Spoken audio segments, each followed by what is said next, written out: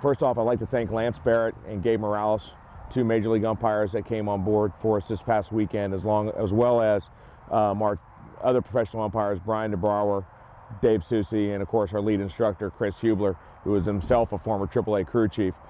They really made it work. But all in all, the people I need to thank the most for this past weekend's four-man camp was the actual campees, the actual umpires who attended.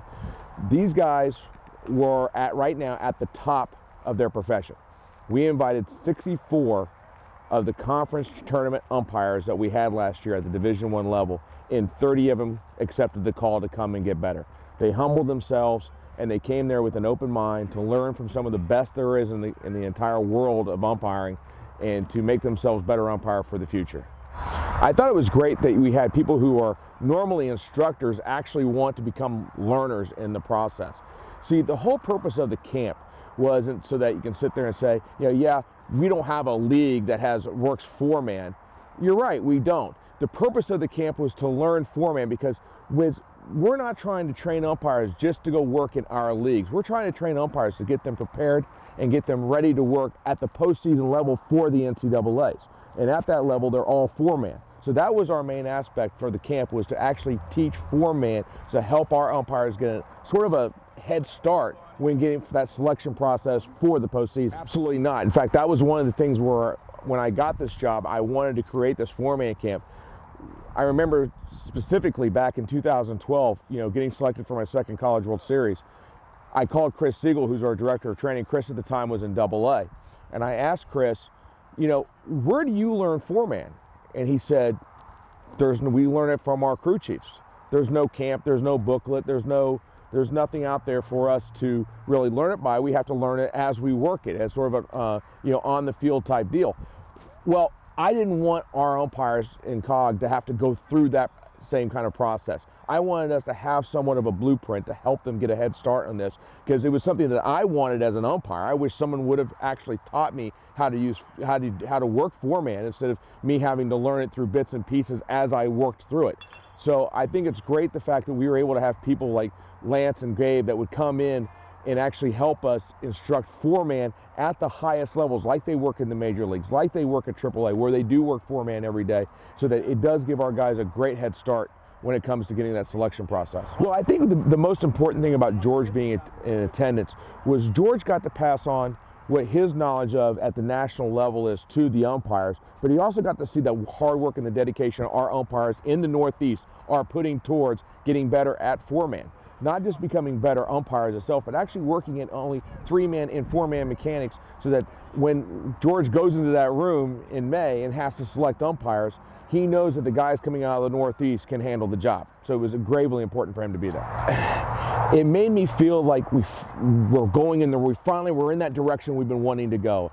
And it's whenever you're putting together a training program and implementing it, you have faith in it, you know it's going to work. But now to see that other people from outside your area is seeing that success that we're doing, that it's actually branching out and we're actually being heard of what we're doing at a national level, and that national level then comes to us and say, you guys are creating, doing things that are novel, that it brings a sense of pride, not only just to me, but it should bring a sense of pride to all the umpires in the Northeast that are going through our training program. We have umpires who have worked 8, 9 Division I regionals coming and telling me, I learned something. God, why didn't we have this 3 and 4 years ago? Why couldn't I have had this when I was in my first year or second year of regionals? That's what the whole process was really about, was to pass on the knowledge. It's not about so much of saying, hey, this is the four-man how I want you, Darrin Sealey, to want you to work. It was about, this is how four-man's being worked at the major league level. This is how four-man's being worked at the AAA level, all in professional baseball.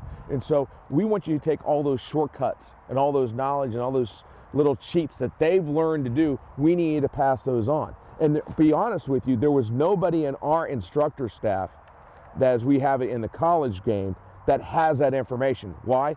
We don't work four-man enough in the college across the country. We only work it at tournament time, and there are now a few conferences that work it on a regular season basis now, but those conferences are few and far between.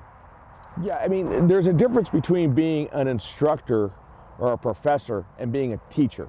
And what we had this past week, not with just Lance and Gabe, but also with Dave and Brian and with Chris, was we had actual 5 teachers out there taking the time. Lance was great this weekend because he would actually take an umpire one-on-one and work with him on that umpire's weaknesses. It wasn't, let's give me the group and I'll show this and I'll show this, sort of like a college classroom or a professor would do to an entire class.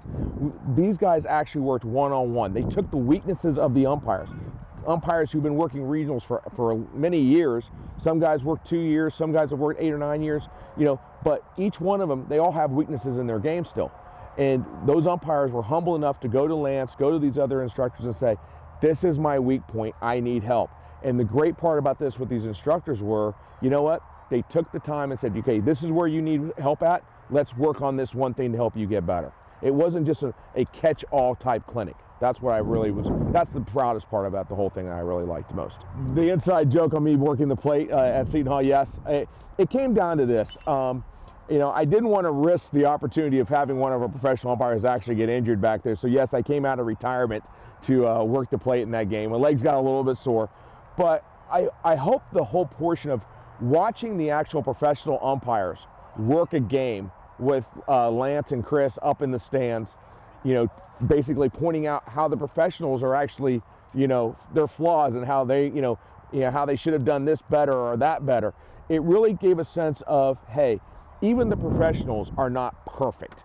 Nobody is perfect in this game. They all have weaknesses, and I think it really showed the humanity, and it also showed the campers, these guys who have been working in college baseball for numbers of years and at the top of their game, that even if the best screw up, then obviously I do still have a lot to learn.